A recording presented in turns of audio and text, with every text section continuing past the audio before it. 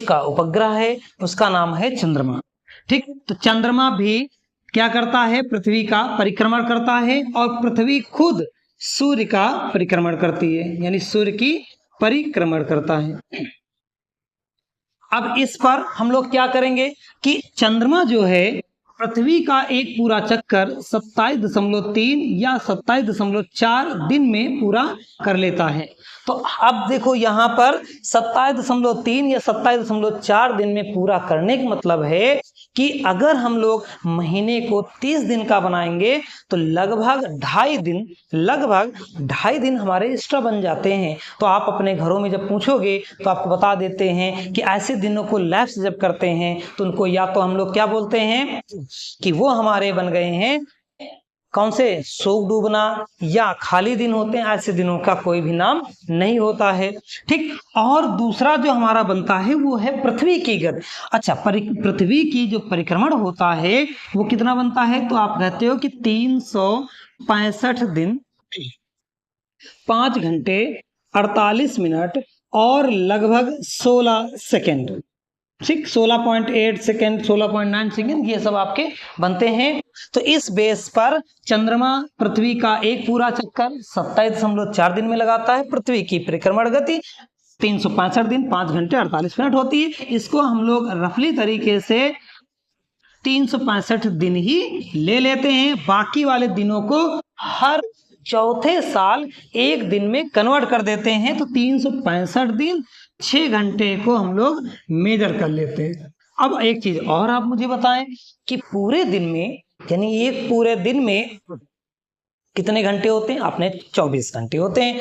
24 घंटों में ये 6 घंटे तो आपके यहीं पर आ गए। जब 6 घंटे आपके यहाँ पर आ गए हैं तो आप मुझे बताएं कि हर चौथे साल ये एक पूरा दिन बना देगा, तो आप कहोगे बिल्कुल बना देगा। इसीलिए हर 4th ईयर जो होता है, यानी जो चौथा साल होता है, उसमें हम लोग दिनों को एक दिन बढ़ाकर 366 दिन काउंट कर लेते हैं। अब अगर मैं बात करूं कि चंद्रमा की गति पर जो हमारे कैलेंडर बनते थे वे कैलेंडर कौन से थे, तो आप ध्यान रखिएगा कि जो भी चंद्रमा की गति पर कैलेंडर बनते थे वे सब के सब धार्मिक कैलेंडर होते थे। अब धार्मिक कैलेंडरों में जैसे हम बात करें कि कौन हो सकते हैं, तो आपने कहा कि जैसे हमारा बन गया शक संवत, दूसरा बन जाता है विक्रम संवत, इलाही संवत,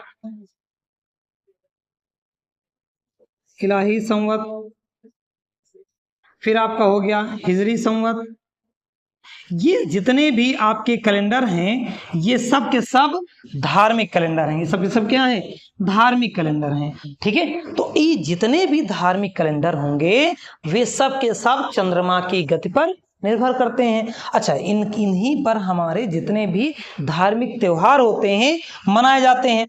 अब इनकी बात हम लोग छोड़ते हैं क्योंकि इसी में हमने बताया था ना आपका शोक डूबना और वो सब होता है। तो आपको यहाँ पर आपको कमेंट करके बताना है कि भारत सरकार ऑफिशियली किस कैलेंडर को अडॉप्ट किया है। और अभी रुकना नहीं, अगला ये भी बताना है कि इसको कब अडॉप्ट किया है, यानी ऐसी कौन सी डेट है, ऐसी कौन सा ईयर है जब भारत सरकार ने अपना कैलेंडर अडॉप्ट किया है। यानी उसने ये वाला कैलेंडर अडॉप्ट किया है, ये वाला, यानी भारत सरकार के कामकाज में कौन सा कैलेंडर यूज होता है। अब आपको कमेंट करके ये बताना है। तो चलो हम लोग आगे बढ़ जाते हैं और देखते हैं कि आखिर पृथ्वी की गति पर जो हमने कैलेंडर बनाया है, जो आज का हमारा जनवरी या फरवरी जिसको आप पढ़ते हो, वो जो कैलेंडर है उसकी शुरुआत कैसे हुई। तो आप कहोगे कि इसकी शुरुआत के तौर पर बहुत सारे लोगों ने अपना कंट्रीब्यूशन दिया है। उसमें से जो थोड़ा सा अच्छा कैलेंडर बनाया था पहली बार, उसका नाम था जूलियस सीजर। उसने 8 महीनों का कैलेंडर बनाया था। बाद में एक पादरी थे, उनका नाम था ग्रेगोरियन। उनका क्या नाम था, ग्रेगोरियन। इन्होंने क्या किया था कि 4 मंथ और जोड़कर एक विधिवत 12 महीनों का एक कैलेंडर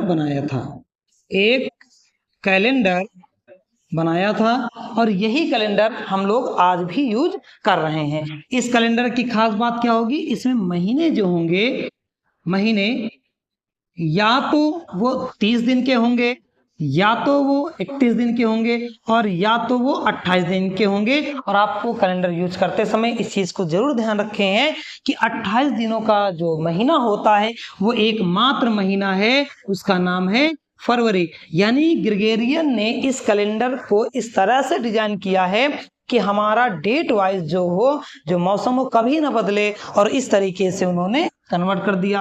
अब यहाँ पर 28 दिन का मात्र एक कैलेंडर, एक ही महीना है, उस महीने का नाम है फरवरी। और 29 का भी, यानी 28 और कभी कभी आपको 29 मिल जाती है जब हम लोग बात करेंगे 366 की।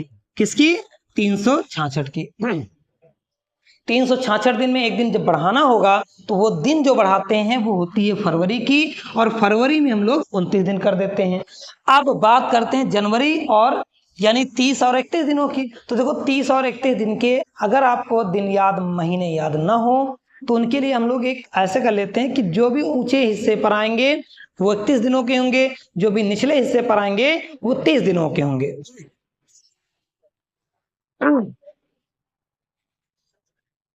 तो जो भी ऊंचे पर आएगा वो 31 दिन का हो जाएगा, जो भी नीचे बनेगा वो 30 दिनों का हो जाएगा। तो जैसे अगर मैं जनवरी की बात करूं तो जनवरी, फरवरी, मार्च, अप्रैल, मई, जून, जुलाई। देखो यहाँ पर जुलाई आ गया। फिर देखो अगस्त, सितंबर, अक्टूबर, नवंबर, दिसंबर। यानी जितने हमने ऊपर यहाँ पर रखे वे सब के सब 31 दिन के हो गए, और जितना हम लोग यहाँ पर देख रहे हैं वो हमारे 30 दिन के हैं। तो आपने नोटिस किया होगा जुलाई यहाँ पर आया, उसके बाद तुरंत अगस्त यहाँ पर आ गया, तो देखो जुलाई और अगस्त दोनों ही 31 दिन के हो जाते हैं।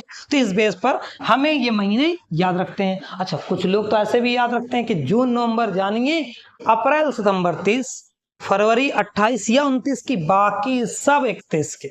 याद रहेगा, यानी क्या है कि जून, नवंबर जानिए, अप्रैल, सितंबर 30, फरवरी 28 या 29 की, बाकी सब 31। ठीक है। बाकी अगर आपको ये याद ना हो रहा हो तो आप सबसे अच्छा तरीका है कि इससे आप देख लीजिए जनवरी, फरवरी, मार्च, अप्रैल, मई, जून, जुलाई, अगस्त, सितंबर, अक्टूबर, नवंबर, दिसंबर। ठीक है।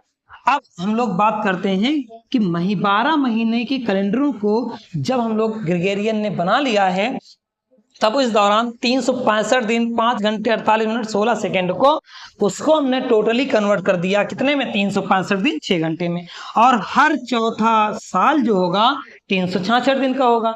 इस बेस पर हम लोग क्या करेंगे कि इस कैलेंडर में 2 प्रकार के वर्ष हमारे बनेंगे। पहला वर्ष क्या बन जाता है, जिसको हम लोग बोल देते हैं लीप वर्ष। कौन सा बन जाता है? लीप वर्ष। और दूसरा कौन सा हो जाएगा? दूसरा हो जाएगा साधारण वर्ष। अब मैं साधारण और लीप की बात करने जा रहा हूं कि आखिर लीप वर्ष क्या है और साधारण वर्ष क्या है। ठीक है। यानी क्या है कि लीप ईयर, और ये आपका बन जाएगा सिंपल ईयर। ठीक, सिंपल ईयर और लीप ईयर। तो आप कहना कि जो सिंपल ईयर वो होगा जिसके कैलेंडर में मात्र 365 दिन ही लिए जाते हैं। ऐसा कैलेंडर जिसके दिनों की कुल संख्या 365 होती है वो हमारा साधारण कैलेंडर होता है। अगर लीप की बात करूं तो ऐसा कैलेंडर जिसमें 366 दिन ले लेते हैं वो हमारा कैलेंडर लीप वर्ष